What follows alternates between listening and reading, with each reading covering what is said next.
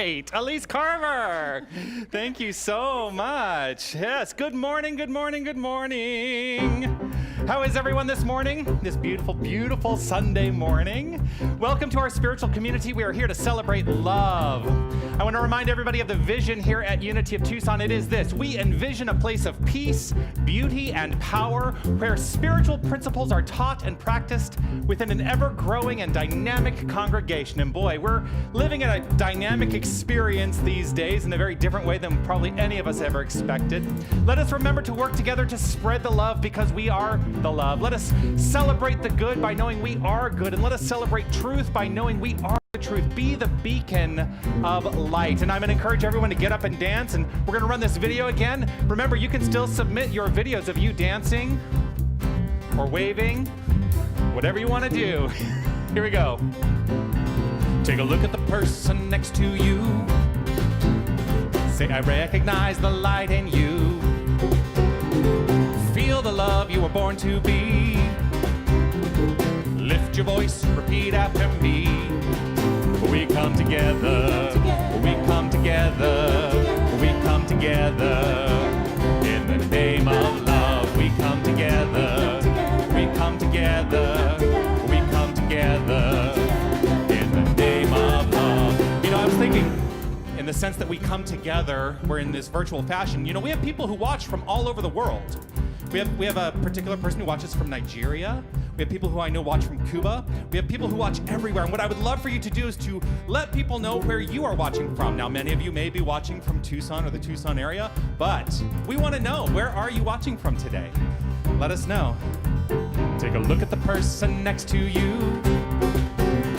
Say, God loves me and God loves you too.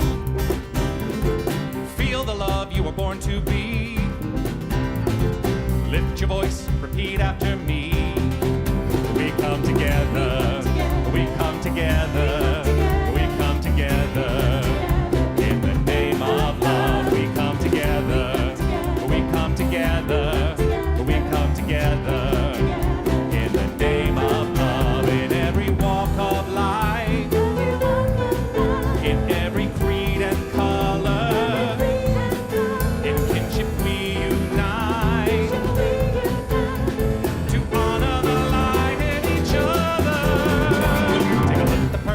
Next to you,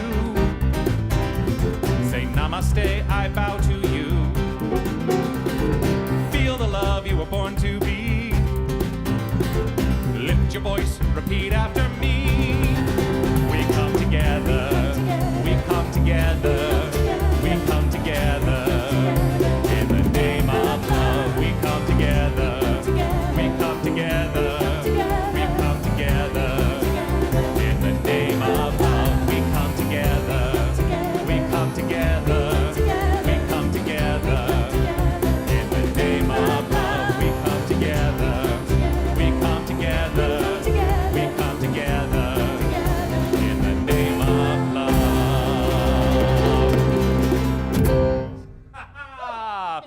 Oh, yes, we do come together in the name of love. Once again, good morning, good morning, good morning, and welcome to this beautiful Sunday morning. We here at Unity of Tucson, we are a spiritual community teaching practical tools for a better life. That's at least what I have taken from embracing the New Thought philosophy in my life, is that it provides practical tools for me to engage a spiritual practice, and my life has gotten infinitely better because of that. So it is my belief that we can precipitate our own spiritual evolution, and that's my goal. I am engaged in and excited about precipitating spiritual evolution so that we can create a world that works for all. Let us begin, of course, as always, with the understanding of the words of our mission here at Unity of Tucson. They're going to come up on your screen like that. Let's read this together. And remember, as we read this together, let's not read it by rote. Let's really see how this feels as we read it together. Here we go. Within the principles of unity, we are a ministry of love, inspiration, learning, wholeness, acceptance, and joy that empowers all people to embrace their divine nature. Yes. So the mission is a practical way to engage that vision. I believe that personal transformation is possible. In fact, it is probable. And it is our work to awaken to our inner magnificence and allow that inner magnificence to shine. Everything we do, everything I offer here is in service to this goal. And so the tenets of this vision, of this vision in ministry that I carry with me, they're simple, and they are as easy as we decide for them to be. And they are these: love only, forgive everything, remember who you are. And in remembering who we are, I know a particular truth about you, and it is this: you are love, you are light, you are life, you are magnificent. Use the chat function for a moment in whatever place you're watching on YouTube or on Facebook, and acknowledge the community that are watching with you. This is your spiritual family that are watching with you. Acknowledge them. Let them know that you recognize them as part of your spiritual family, and express to them your understanding of their magnificence in your own unique, individualized way. And so, of course, I want to say hello and welcome to Karen, who's in the room today, and let you know I see you. I know you are magnificent. Jeffrey, way in the back, you are magnificent. Lydia, grateful to have you here. You are magnificent. And of course, these magnificent musicians, thank you all for being here. And I see you. I know you are magnificent. Yeah.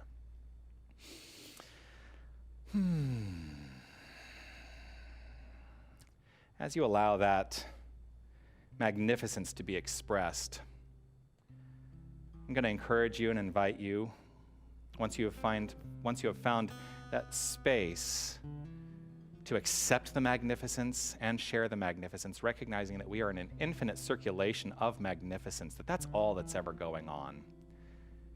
Let yourself be rooted into that construct.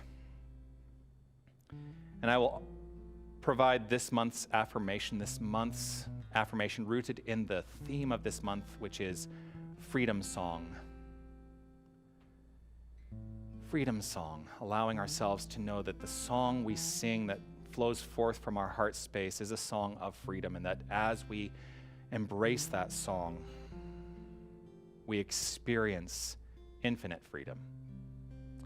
And so this month's affirmation can serve as a mantra during this time of quiet, this time of centering, this time of meditation. The affirmation is this: freedom is the birthright of my infinite soul. Freedom is the birthright of my infinite soul. And so if you haven't already, and it's safe and comfortable for you to do so right where you are, I invite you to close your eyes. Allow yourself to settle into that idea, the idea of the affirmation with each breath. As you breathe in, freedom is the birthright of my infinite soul. And then share that as you breathe out. Freedom is the birthright of my infinite soul.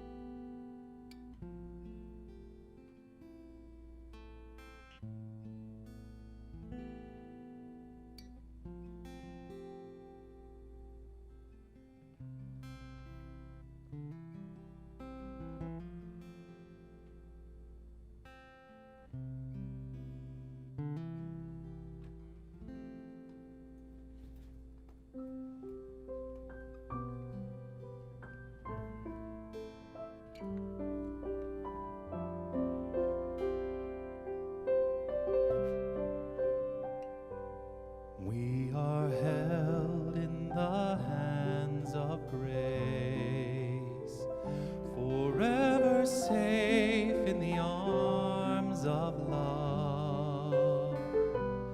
Like a child receives protection from a mother's warm embrace, we are held in the hands of grace. You are held in the hands of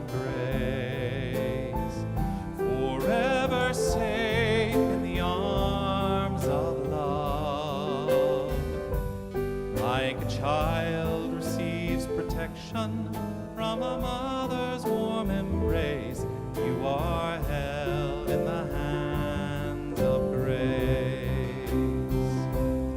You are indeed held in the hands of grace, where I recognize and know that there is only grace. There is only love. There is only infinite wisdom and power flowing forth as all creation. And this is who and what each and every one of us is. This I know, this I accept. We are held in the hands of grace, forever safe in the arms of love. Like a child receives protection from a mother's warm embrace, we are held in the hands of grace. We are held in the hands of grace.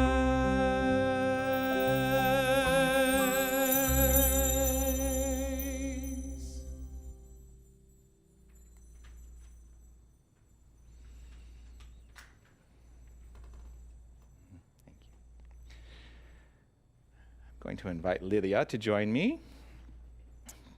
Good morning, Lydia. Good morning, Reverend Jennifer. Grateful to have you here. Thank you for helping me out today with our ceremony, our ritual called Lighting the Flames of Faith. We do this ceremony each week, this ritual, in order to honor the faith traditions and the religious paths, the spiritual ideologies of the entire world, with this recognition that for each candle that we light in honor of a particular path, we are understanding that each and every one of them is rooted in that divine golden thread of love. And so we light a candle for the Tao, honoring the universal path of harmony and equilibrium, the natural way. We light a candle for the shamanic traditions, honoring the beliefs and practices of all indigenous peoples, the way of primal spirituality.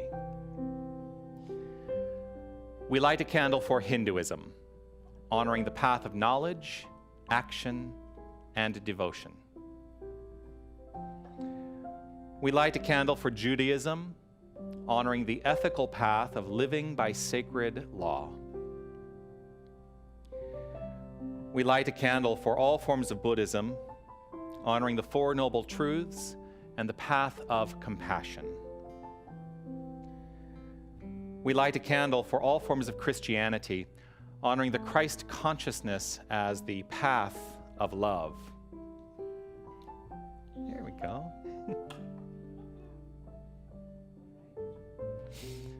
I can't leave the it can't have. Here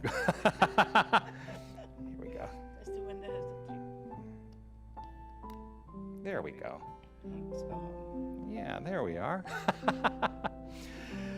We light a candle for all forms of Islam, honoring the path of submission to the divine will of love as the highest calling. We light a candle for the universalistic religion of Baha'i, honoring the path of unity and peace. We light a candle for all forms of New Thought, honoring the metaphysical path of mental healing through the practice of universal spiritual principles. We light a candle for all those who are as yet unaware of the power and presence of Spirit in their lives, and for the space that we are holding for them, and for all faith traditions unnamed in this ceremony.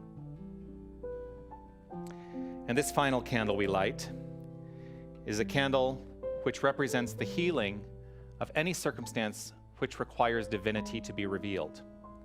For that is the true nature of healing, the revelation of the divine creative energy at the core of all creation, at the core of every experience, all of it rooted in and as God. And so this is your candle for whatever is in your mind and in your heart that requires the light. Thank you. The candle here to your left is our peace candle. And we keep the peace candle consistently illuminated with the understanding that it is indicative and represents the consistent illumination of peace in our hearts. And as we acknowledge the peace in our hearts more and more, we allow that to spread forth from our beingness to envelop the entire world. And we create a world of peace. So let's honor this candle by reading together the prayer for world peace. Divine love indwells each person and radiates from one to another. Harmony is established and peace begins to reign in the world.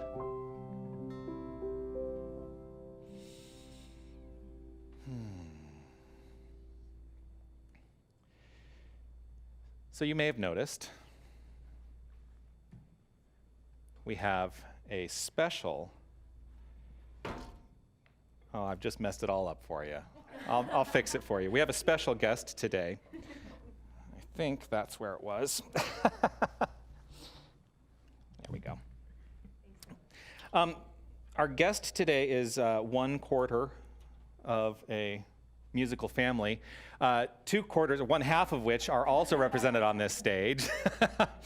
She is a magnificent musician, and I've been so grateful to get to know her, and I know that she's going to bless us all with this magnificent song she's chosen to do today. Please welcome Elise Carver. So much, Jonathan. It's great to be here with you all today.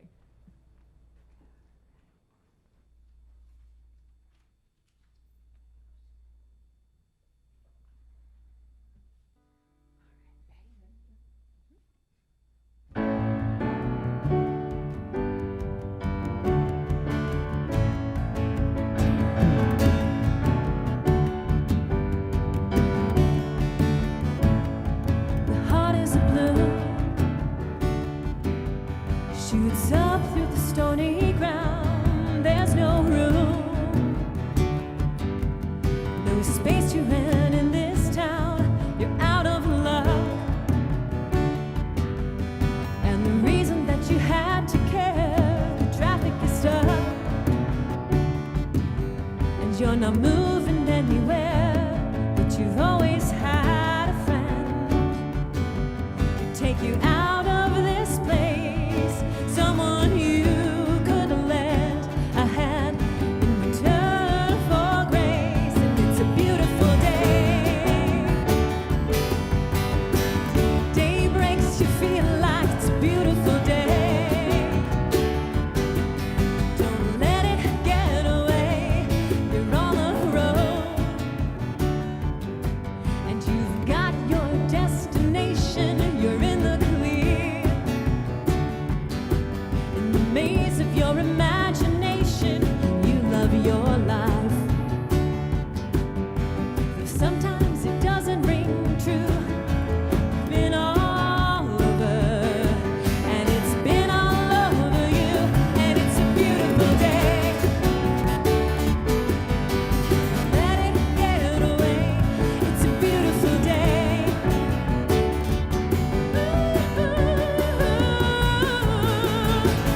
Touch me and take me to that other place. Teach me, oh, I know I'm not a hopeless case.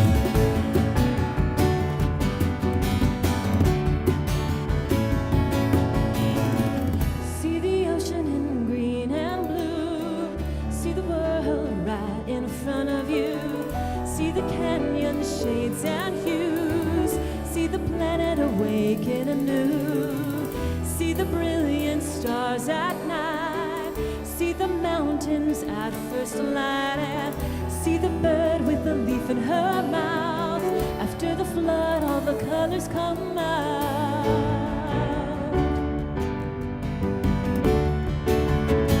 And it's a beautiful day.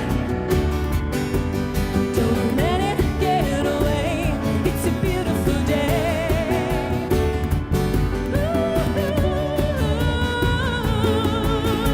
Touch me.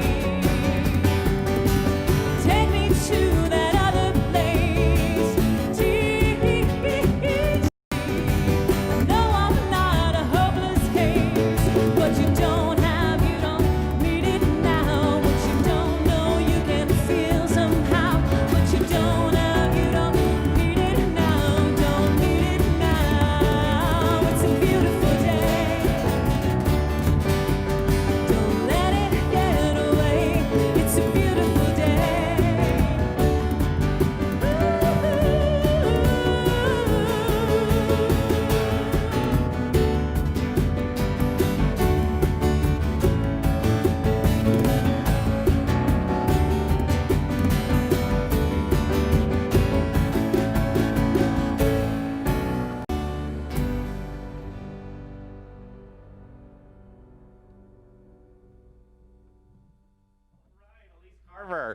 Thank you so very much. Oh, it's a beautiful day. Indeed it is. There's a funny thing that happens with pop music. You know, sometimes it just plays and you don't really tune into the lyrics of a song that closely when you hear it on the radio. And there's also that part of me that goes, I can't remember lyrics as well as I used to. I can sing pretty much any pop tune from the 80s along with it if it plays on the radio, but anything that I try to learn now, I have a really hard time learning the lyrics to. It's just the brain. It's what happens, I guess. But thank you, Elise, for that. That's a perfect song for today, deepening into that recognition that we all create our beautiful days. That is what we are here to do, to create our beautiful days. So perfect message for today. So some of you may have noticed, if you follow what happens on the internet, that I took a week off from doing my daily mindful moments, and I, kind of went into a period of rejuvenation and renewal in a private way, just allowing myself to settle back into just having some quiet time. And it was really necessary, and I do want to say I feel refreshed and renewed and excited, and it's been really a great opportunity for that this week. So don't worry, the Mindful Moments begin again tomorrow on Monday, 11:30 a.m. Pacific, 2:30 p.m. Eastern, and I will be coming to you every single weekday moving forward until the next time I decide that I'm going to take a week off. But one thing that I'm excited about that happened this week is I also started as a student in a new class, and it's part of what is going to be my pathway to becoming a Unity minister. In the reciprocal agreement between the Centers for Spiritual Living and Unity Worldwide Ministries, I take a few classes, and then I do a panel, and I become a Unity minister, and I'm super excited about that. But this week, I started the class, the 12 Powers, and so far, it's such a great class. I've had one class, but it is such a great class, and I'm really enjoying the instructor for the class, Reverend David McClure. And I was really struck with how in alignment everything always is. If we really settle back into the understanding that if we are open to it, we recognize and know the alignment in all aspects and areas of our life. And it was no mistake that I wanted to talk about shining our light this week as part of our freedom song, and that the class led off with this idea. It talked about divine audacity, and there's a book that we'll be reading called Divine Audacity, and this concept of that which is within us, that divine urge within us to express our boldness. Basically the call to say we must be bold, we must be willing to step forward and be bold and shine our light, to not hold back. We should never hold back, especially we should never hold back if it's because we have a concern about what others think. That can be hard, can't it? Because we all want to be loved, we all want to appeal to everyone, and you know what? We're not going to appeal to everyone. It's one of the hardest lessons I learned in ministry. My appeal will not translate to every single person in the world, but I will appeal to those to whom I appeal, and that's a good thing because we can call each other family. We can call each other family. So it was great. It was a great reminder to me of why I choose to be in this particular field and allow myself to express my divine audacity, to allow myself to be bold, and to think about things in ways that I have never thought about them before, and allow that to flow forth into my experience, and to teach each and every person with whom I come into contact that we all have this capacity at heart level. At the core of each and every one of us, we have this capacity. As I was considering this concept of being bold, I started thinking about, what is it? Is it ego-driven that I can let myself be gregarious on stage? Is it ego that is pushing me forward, or is it something else? Now, I think of ego in two different ways. I can think of ego as this idea. I can think of ego as edging God out, or I can think of ego as entertaining God only. And which side of the equation do I choose to be on at any given time? Because ego literally means I am, and when we are rooted in the I am, that may look to other people as audacious, which is oftentimes considered a negative construct. But I don't choose to think of it as a negative construct. I choose to understand it that I am standing firm in my power to be bold, to allow myself to entertain God only because that is who and what I am. It is who and what each and every one of us is. And so I looked to Lessons in Truth as I was preparing today, and boy, there was this great quotation that came up. It's long. I'm just going to give you fair warning, but I want to read the whole thing to you. In Lessons in Truth, Emily Cady wrote this: "We cultivate individuality by listening to the still, small voice down deep within us and boldly following it, even if it does make us different from others, as it surely will. We cultivate personality in which live pride, fear of criticism, and all manner of selfishness. By listening to the voices outside ourselves and by being governed by selfish motives instead of by the highest within us. Seek always to cultivate or to bring into visibility individuality, not personality." Now, this struck me in an odd way because I have always considered the relationship between personality and individuality to be intrinsically linked. And that's how I have come to understand the nature of personality. Now, I do agree, personality is an outward expression. Personality is addressing the things out in the world of form, and the individuality is the cause. It is that innate thing behind all expression. That is our individuality. But what I've always said is our individuality, being the unique embodiment, translates itself into our personality, which is our outer expression. But what I think she's actually talking about here is when we allow ourselves to be moved by the things out in the world of form and forget who we are, that's when we can go off the rails. That's when we can become governed by selfish motives instead of the highest and the best, which is within each and every one of us. So today, I have a lot of questions today. And, as I well, with basically nobody in the room, I don't necessarily have to preface this because you can't answer back to me as easily, but I used to say all the time, these are rhetorical questions for your consideration, your contemplation. But I will say, allow yourself to resonate with the question and see what comes up for you. The first question is this: can we cultivate our outer expression based on our inner embodiment? Can we cultivate our outer expression based on our inner embodiment? What comes up for you when I ask that question? Now, intellectually, because of the things that you may have been taught in the unity principles or in the New Thought ideals, whatever your path has been, you may intellectually say, oh, well, of course, our outer expression is based on our inner embodiment of an idea, and it is simply flowing forth into expression at all times, no matter what. But to what degree are you living that truth from a heart center? To allow yourself to let go and let God, to truly allow the free flow of divine ideals, the free flow of divine ideas.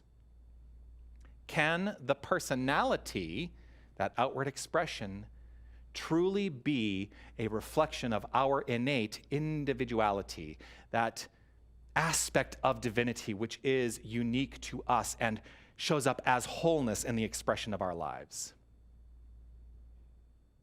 Can the personality be a reflection of our innate individuality? I believe that it can. And that is the whole point and purpose of spiritual practice. Spiritual practice is meant to elicit that very notion in and as us, to allow our personality to be the outward expression of our individuality.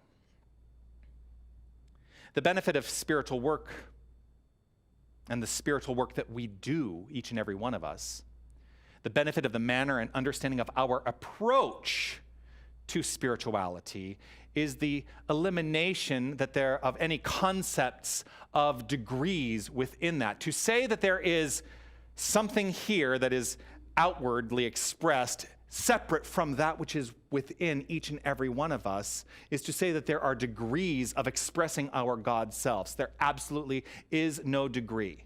Last week I said it. You can never be more spiritual than you are right here and right now for 100% of you.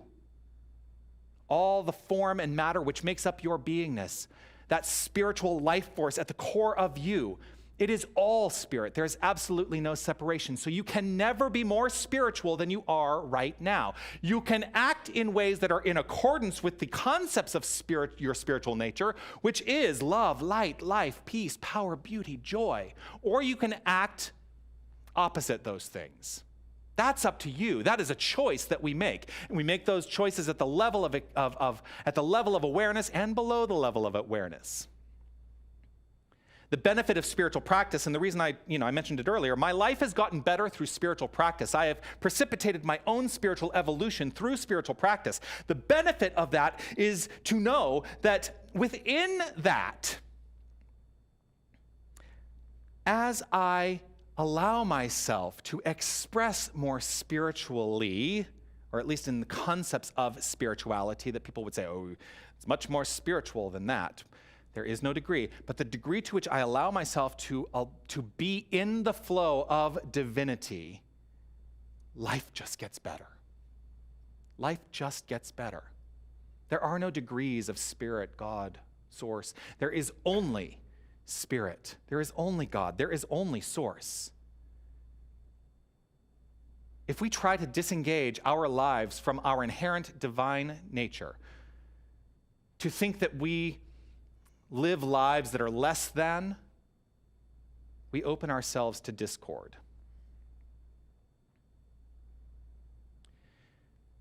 Discord is always, 100% of the time, discord in the experience of life is always the result of a sense of separation from that innate divine power at the core of each and every one of us.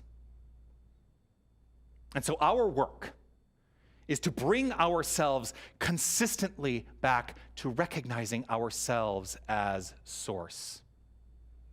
In a roundabout way, these last few weeks, I've been talking about the tenets of the ministry that I have carried in my heart. Love only, forgive everything, remember who you are. And today is really about remembering who you are. You are source. That innate life force within you, expressing as you, is God. There is no separation. You know, in the tradition from which I come, the founder of religious science, Ernest Holmes, very famously said, well, actually, I'm going to take that back. Not so famously, because it actually came up later in his life in a series of seminars he gave in the late 50s. And a lot of the religious science paradigm is rooted in the 1920s. But in the 50s, he actually recanted some of what he was writing about in the 20s. And there's one thing in particular that he said that I think is really important. He said that there is no separation between the absolute and the relative. The relative is the absolute at the level of the relative, at the level of its conscious expression and awareness. And so our work is to expand our conscious awareness. It is to expand our awareness to that which we innately are. Remember who you are. And in remembering who we are, we change the world.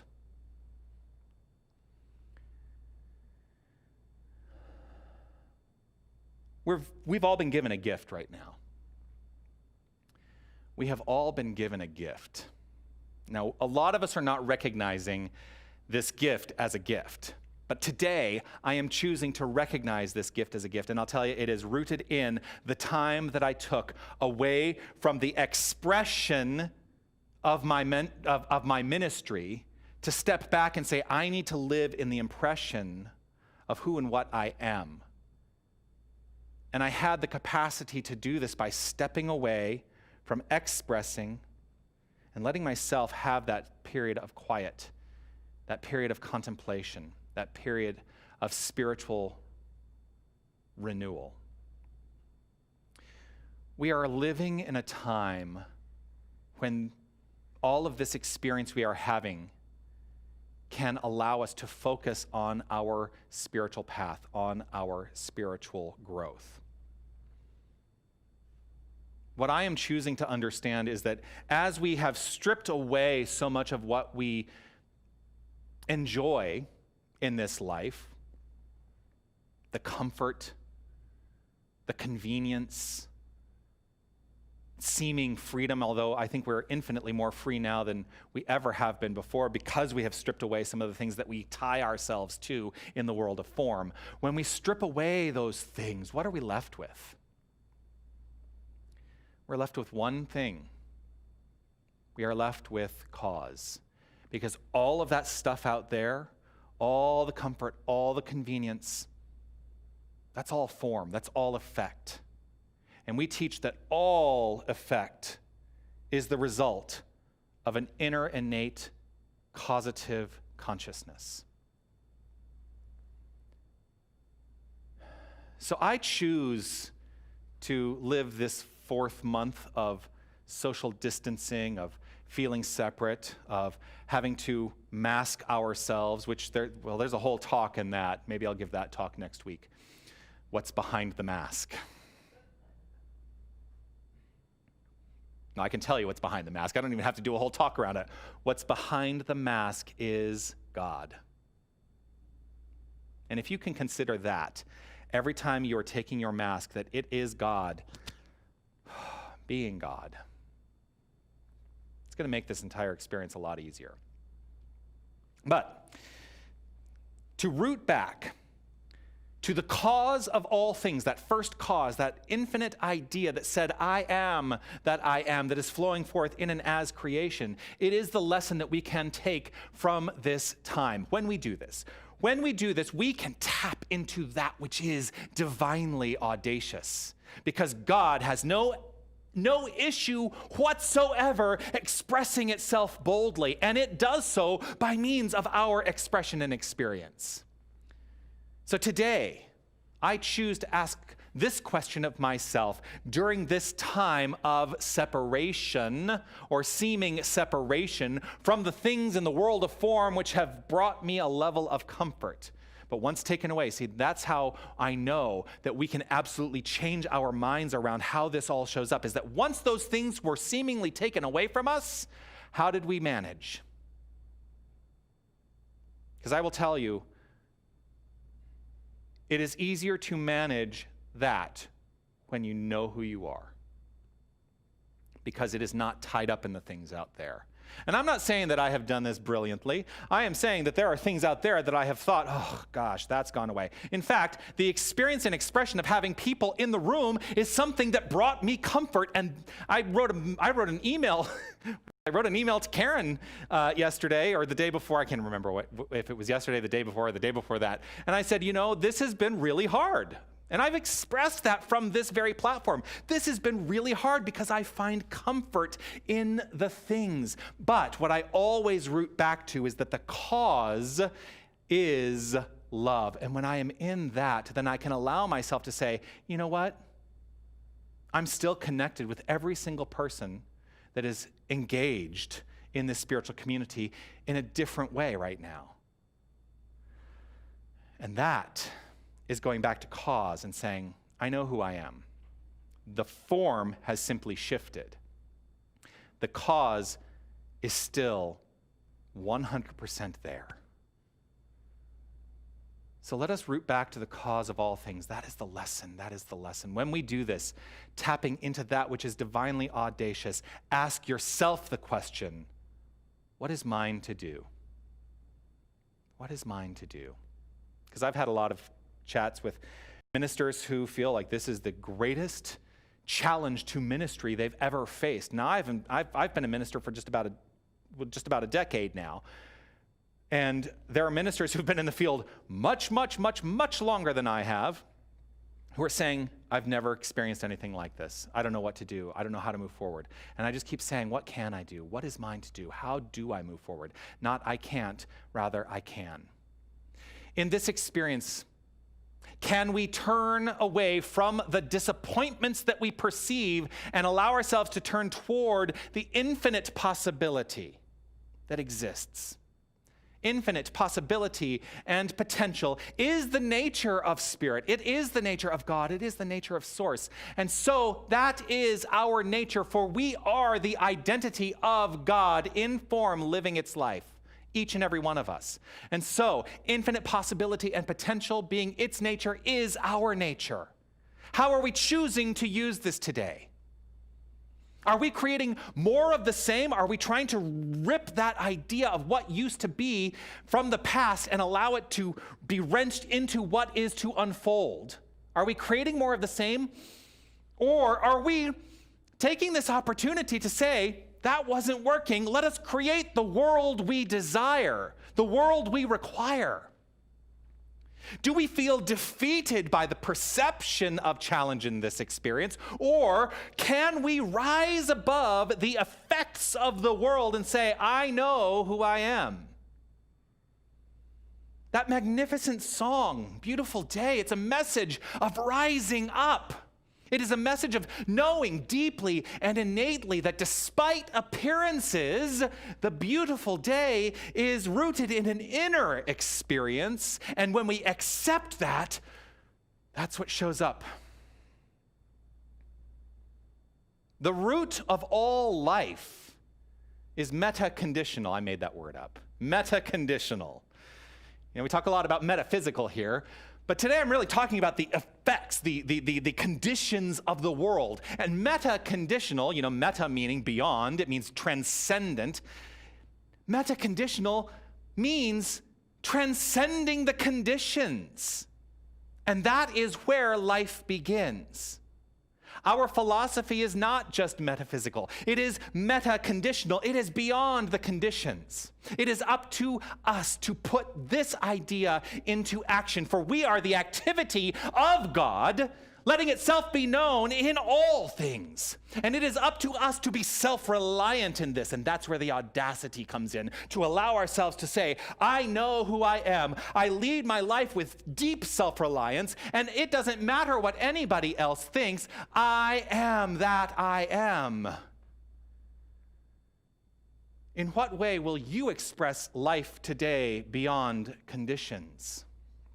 And there is no need to look outside the self, for the outside the self conditions will align themselves in accordance with what is within.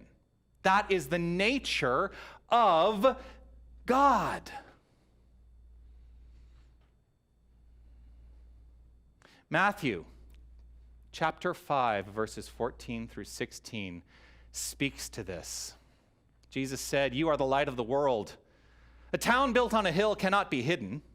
Neither do people light a lamp and put it under a bowl. Instead, they put it on its stand, and it gives light to everyone in the house. In the same way, let your light shine before others, that they may see your good deeds and glorify your Father in heaven. You are the light of the world. Let your light shine. The Father that is referenced, the Father in heaven. Now, there are those who will say, well, that is saying that God is something out there, because people will say God is God out there, some personality out there, which has ideas and constructs and has dominion over what we can conceive of as less than. But that's not what the Father means. The Father is that innate creative source at the core of each and every one of us. It is that energy of creation. And heaven is consciousness. Heaven is a state of mind. So when it says, glorify your Father in heaven, that means to glorify the innate creative source, which is your consciousness. It is your state of mind. There is absolutely no separation. And when we let our light shine, we are letting that innate creative source flow forth as creation. We can only change the experience of life for the better by being better.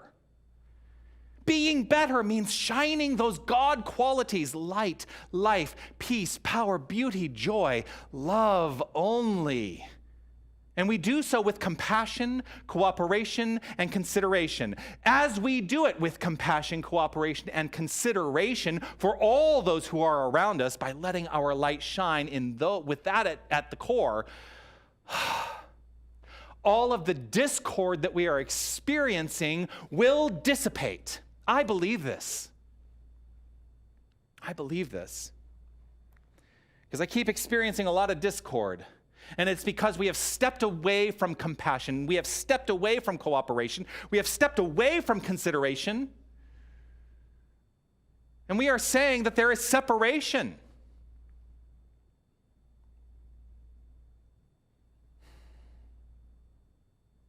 I'm ready to let that go. I'm ready to embody this principle and allow my light to shine, knowing that my light is your light, and the light itself is letting itself be known. This also means that the concepts of space and time have no place in this consideration. To believe that there is a supremacy of matter, of things out there, to believe that there is a supremacy of matter takes us away from cause. Now, what do I mean by that? Let us eliminate from our minds, here's what I mean. Let us eliminate from our minds the belief that any space is more sacred than another. This room in which I stand right here and right now is no more sacred than the space you inhabit right where you are. Let us decide to build the sacred space all around us.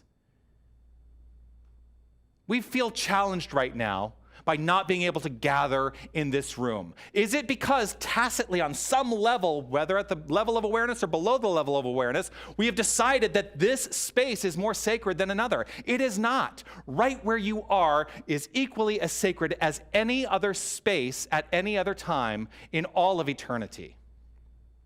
Now, I know that we are all looking forward to the day when we can return to this building. I know that we are looking forward to the day when we can greet our spiritual family in person and all hug. And while we know that in the current expression of divinity, it is not wise at this time, for God is expressing wholly in a manner that is not conducive to this right now, but it is God expressing. This building is simply a building. It is consciousness that creates the space we desire. And so let us step into that idea of being metaconditional, because the building is a condition. And our innate wholeness is beyond that condition. Our work is to spread the light wherever we are. The entire world can be a sanctuary. The entire world, in fact, the entire universe can be a sanctuary. I ask you today, what is it that you have done to create a sanctuary, a sacred space in your own home? And I ask myself that question. I will never ask you a question that I don't actually look at and reflect upon myself to say, am I walking the talk? Am I, practicing what I preach? What have any of us done to create a sanctuary or a sacred space in our home? What makes anything sacred? It is the conscious idea of something as sacred that makes it sacred. When I was studying, before I went into the ministerial path, I was studying to become a practitioner of religious science, which is very much like the licensed unity teacher. And in the practitioner class, we had a whole section of the course that was devoted to really understanding the sacred nature of all things. And we were tasked with this idea. Take something that feels mundane, an everyday, ordinary task, and allow yourself to make it a sacred experience. And so I thought about what is the most mundane, ordinary task that I don't really enjoy doing. What is it out there that I could turn into a sacred experience? And I figured it out. I really hate cleaning the bathroom. I mean, who really enjoys cleaning the bathroom, right? Because you got to get in there, you got to scrub the soap scum off the tub, you got to, take the toilet brush, and you got to do those things, right? To maintain a nice and clean environment.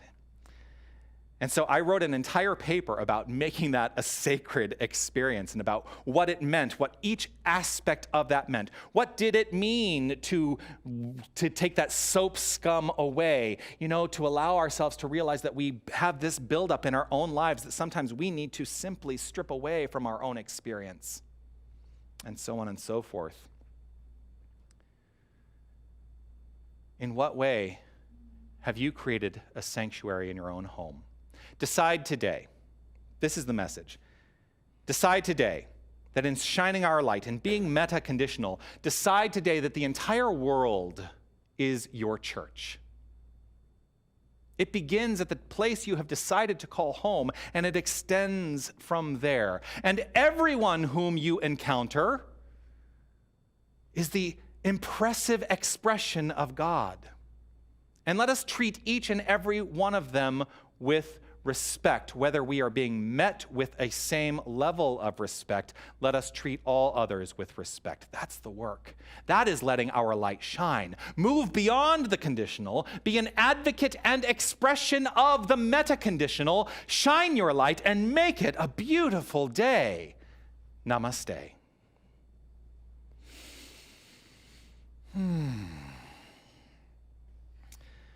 As the band makes its way up, I invite you now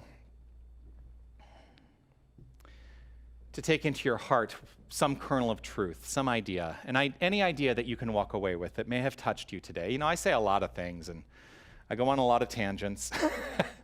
But here's what I know. I'm allowing that source to just express and speak through me. That's really what I'm here to do. So allow whatever kernel of truth you can walk away with today, let it be fully present in your heart right here and right now. As you consider that, with a breath, let us settle into this Kundalini blessing.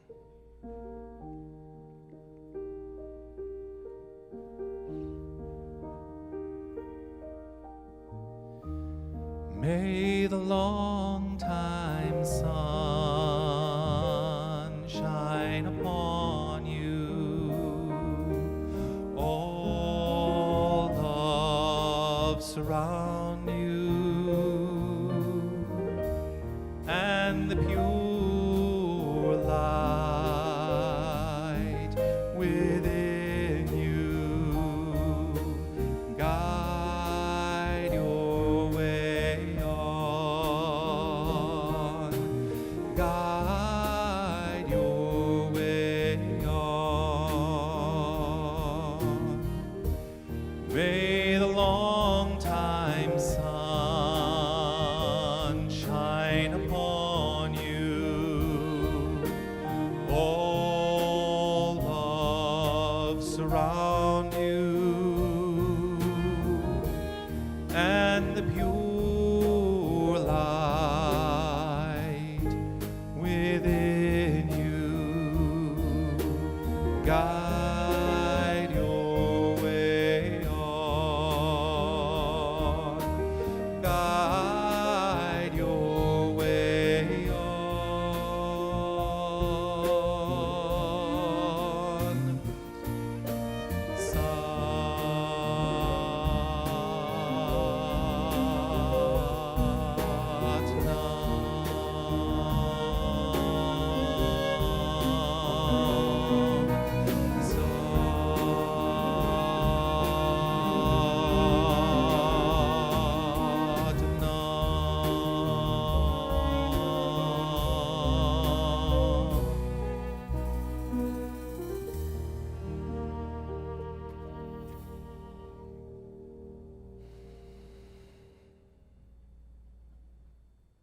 Thank you.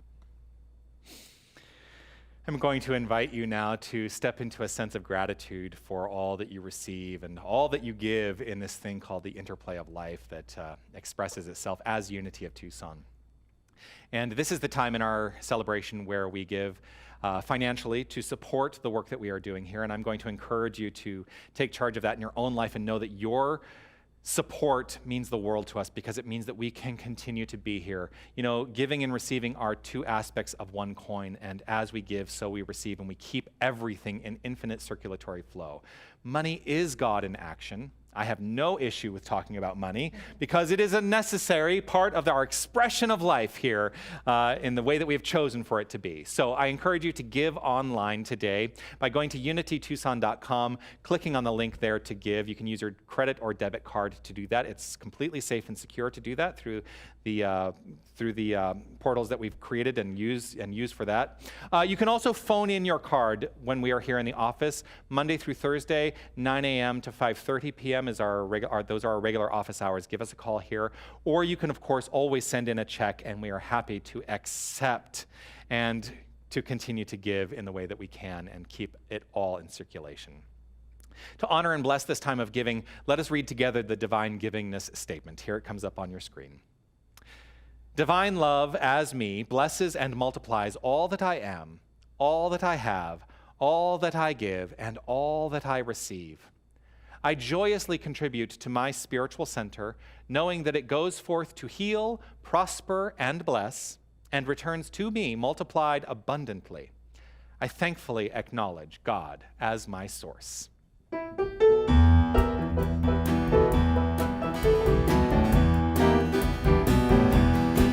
God is my source, God is my power, God gives me everything I need. So I give thanks for all my blessings, God gives me everything I need. Joy is my source, joy is my power, joy gives me everything I need. So I give thanks for all my blessings, joy gives me everything I need. Love is my source, love is my power, love gives me everything I need. So I give thanks for all my blessings, love gives me everything I need. God gives me everything I need.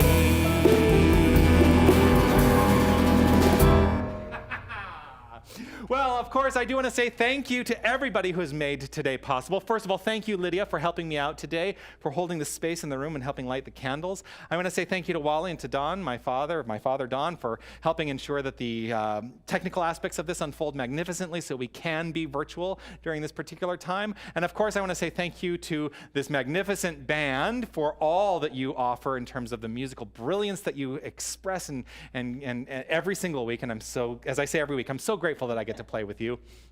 I really want to say thank you to Elise Carver for being our guest musician today, for helping illuminate us. I'm so grateful to you. For having me. Thank you so much. Yes. As we complete our time here, I'm going to invite you to share with me the prayer for protection. The light of God surrounds me. I am that light. The love of God enfolds me. I am that love. The power of God protects me. I am that power. The presence of God watches over me. I am that presence. Wherever I am, God is. Wherever God is, I am.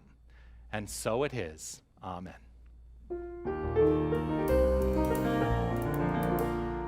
Now there is peace on earth, for it has begun with me.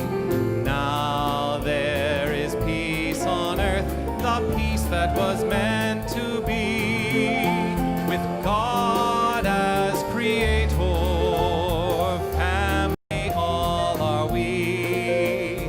Now we walk with each other in perfect harmony. Peace has begun with me, and this is the moment now. With every breath I take, this is my joyous vow, to take each moment and live each moment in peace eternally. Thank you, God, for peace on earth, for it has begun with me.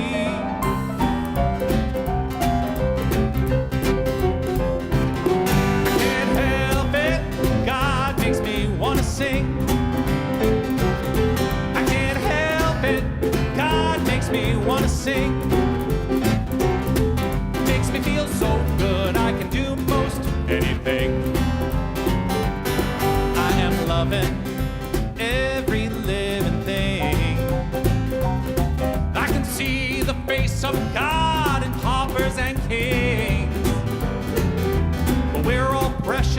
one less or more, and we've all got the same treasure in store. That's why I'm loving every living thing. I can't help it, God makes me wanna sing. I can't help it, God makes me wanna sing. It makes me feel so good, I can do most anything.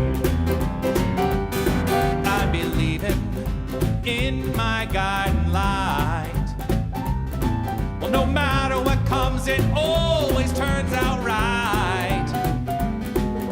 I just dig down to how I feel. I take a deep breath and then